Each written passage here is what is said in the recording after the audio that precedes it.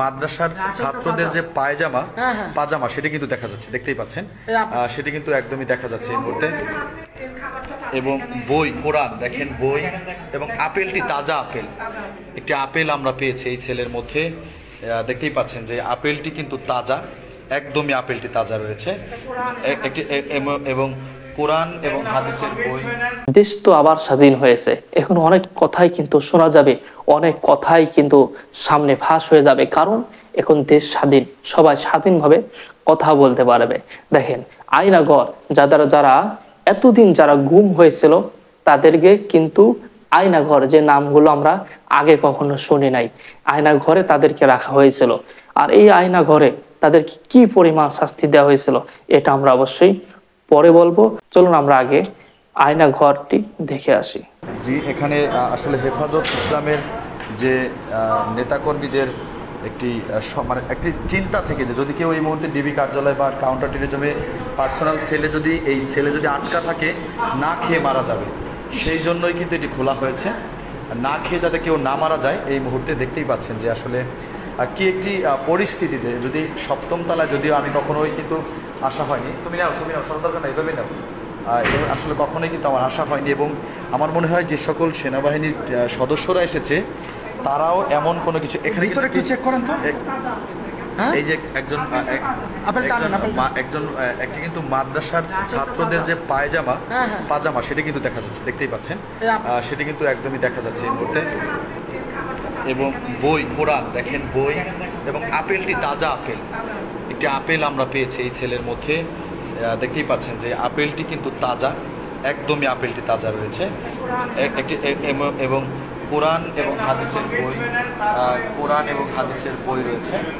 আসলে যে যে সেল, আসলে এই সেল সম্পর্কে যদি আপনারা না দেখতেন এতদিনে, একটি বোঝার কোনো উপায় নেই। এখানে যদি কোনো মানুষকে এনে রাখা হয়, যদি কাউকে এনে রাখা হয় কোনোভাবেই, আসলে কেউ আছে আসলে কি সেল, আসলে এই সেল যদি স্বাভাবিক কোনো মানুষ আসে, তাকে যদি চোখ বেঁধে আনা হয়, সে কোথায় আছে বা কেমন জায়গায় আছে সেটি কিন্তু বলা কষ্টসাধ্য। কারো যদি চোখ বেঁধে এখানে আনা হয়, সেক্ষেত্রে কখনোই কিন্তু এটা বোঝা সম্ভব না যে কোথায় আছে। আপনাদেরকে দেখানোর চেষ্টা করছি যে সেলগুলো, কাউন্টার টেরিজমের যে সেলগুলা আপনারা দেখতেই পাচ্ছেন, যে আসলে যদিও সেনাবাহিনী লেফটেন্যান্ট কর্নেল রেজাওয়ানের নেতৃত্বেই কিন্তু এখানে আসলে আসা হয়েছে, তবে এই সেলের মধ্যে কাউকে রাখা হয়েছিল কিনা সেটি কিন্তু সম্ভব, মানে আমাদের যারা হেফাজত ইসলামের নেতাকর্মী রয়েছেন তাদের চিন্তা ছিল যদি কেউ এটার মধ্যে থেকে যায় না খেয়ে মারা যাবে, সেই চিন্তা থেকে কিন্তু আসলে কি জিনিস। সকল ব্যক্তি গুম হয়েছিল তাদেরকে এই আয়না ঘরে রাখা হতো, তাদের কোনো খোঁজ খবর দেওয়া হতো না, তার পরিবারের সাথে কোনো সংযোগ যোগাযোগ কোনো কিছুই ছিল না। এমনকি তার পরিবার জানতোই না যে ব্যক্তি গুম হয়েছে সে বেঁচে আছে না মারা গেছে, কেউ এটা জানতো না।